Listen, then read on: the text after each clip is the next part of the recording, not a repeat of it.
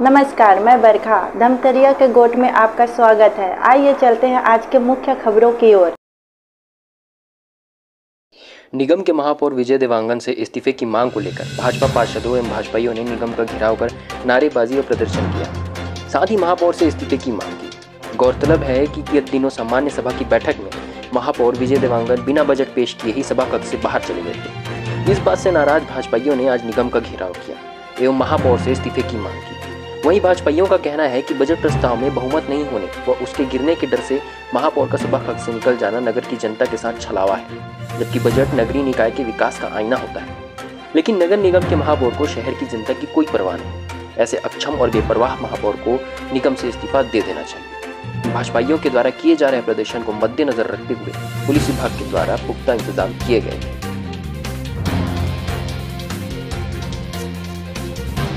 नगर निगम में पिछले दिनों में बजट का प्रस्ताव पारित करना था।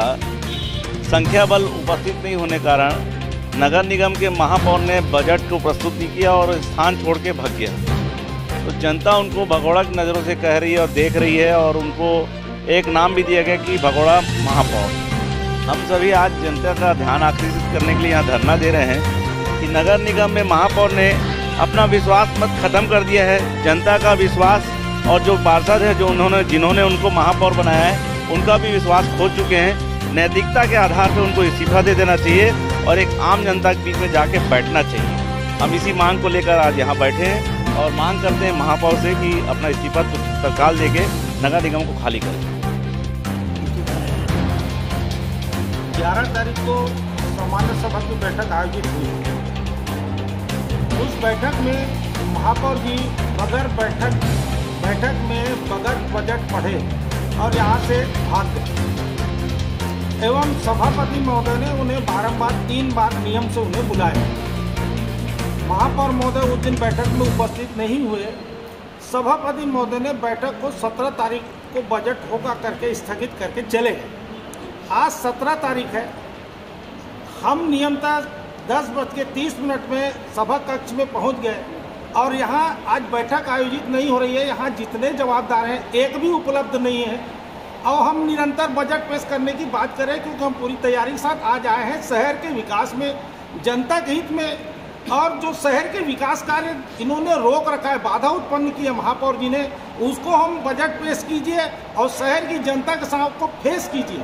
ये गायब है, यहाँ पर नदारद है और उसी को लेकर हम यहाँ धरने में बैठे हुए हैं और लगातार 1 घंटा हो गया यहाँ कोई जवाबदार उपलब्ध नहीं हुआ है। महापौर जी अपने आप ही लोगों के मीडिया से जब बात करते हैं तो ये बोलते हैं कि बजट 15 दिन बाद पेश हो और सभापति महोदय उसी को बात करते हुए बजट को 17 तारीख को आयोजित करते हैं और आज बैठक 17 तारीख होने के बाद ये सब नदारद है। तो ये पूरे निगम में शहर में अपना विश्वास खो दिए हैं, जनता के साथ छल कपट पाप कर रहे हैं। उनका खामियाजा इनको भुगतना पड़ेगा। हम उनको आज बजट पेश करने के लिए बुला रहे हैं। यहाँ सब नदारद है। हम पार्षदों की यही मांग है कि ये बजट पेश हो, शहर का विकास हो। हम शहर के विकास में भागीदारी है। ये बार बार महापौर जी एक ही बात बोलते हैं, पार्षद विपक्षी पार्षद चिल्लाते हैं हमारा काम है ध्यान आकर्षण करना। इतने लगातार निगम में भ्रष्टाचार हुआ है। आप देखिए हमारे कार्यकाल में Balak Chowk shopping complex, Gokul Dham, auditorium, hitech bus stand, transport Nagar, ऐसे हमारी योजनाएं जो हमने इनको चालू करके हाथ में सौंपा था, आज तक कोई काम नहीं हुआ।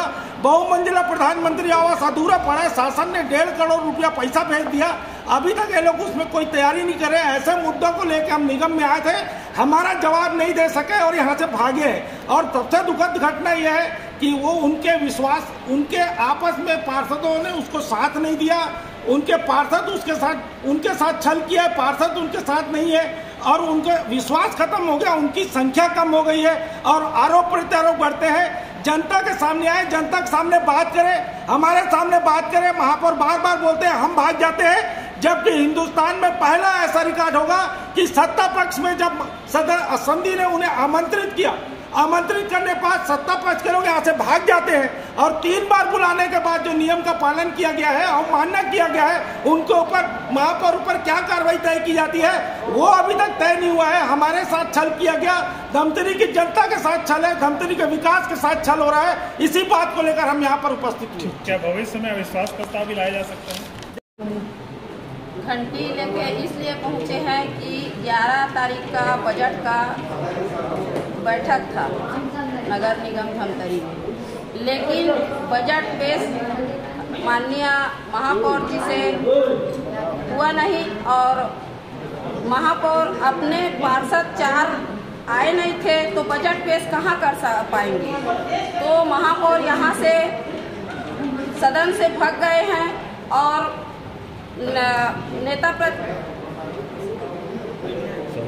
सभापति महोदय जी उसी दिन बोले थे कि 17 तारीख के बजट पेश करेंगे करके।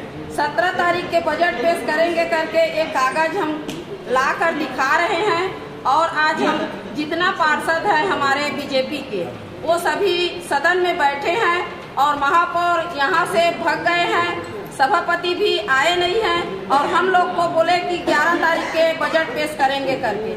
हम जनता जनार्दन उनका आज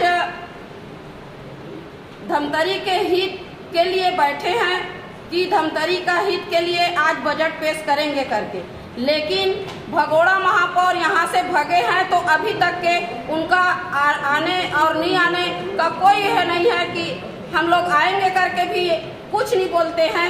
हम लोग बैठे हैं उनका इंतजार करते और ऐसे में हम लोग और उग्र आंदोलन करेंगे। ये झुनझुना बाजार का बाजार, ये झुनझुना को हम लोग महापौर को सुनाने के लिए सुने और यहाँ तत्काल सदन में पहुँचे, ये सोचकर झुनझुना बजाकर महापौर को अवगत करा रहे हैं।